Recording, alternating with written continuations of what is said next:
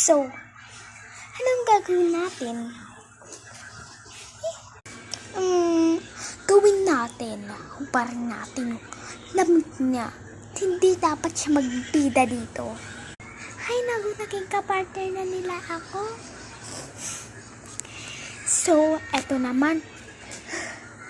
Titipi ko muna to doon sa ko. Gagamitin ko pa to pag inaaway niya pala ako.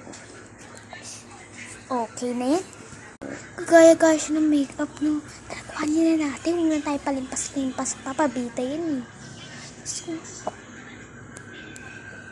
magpanggap tayo kasi parang mga kapartner natin sila, eh.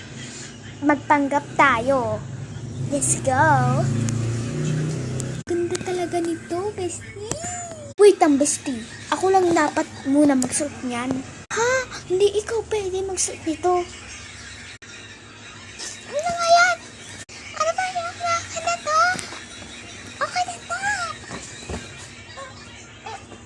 Ala, lagit ka na punit.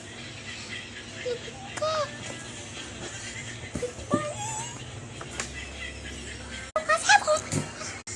Ano? Yung damit ko na punit. Sino may gawa nito? Alam ko. Tingnan ko. Ha? Oo nga, damit ko nga to. Sino kaya namiram nito? Good yun sa akin. Kung sino nang alam nito. Oo, sige, bye. Oh, bakit sad ka na naman? Kasi, bestie, pinunit nila ata yung damit ko. Hindi ko pa alam, eh. Hay, nako! Ano kayang pwedeng gawin dito sa leksyon na to? May naisip ako. Gawin natin yung damit nila pag maligo sila. Oo nga.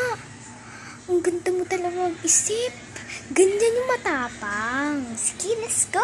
Nakakatawa, no? Yung pinunit natin yung damit niya. Ito naman yung lalagyan.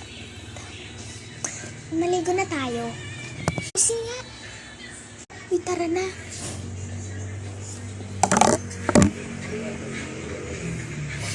Ano yun? Tingnan natin nga ano yun. Tara na, maligo na tayo.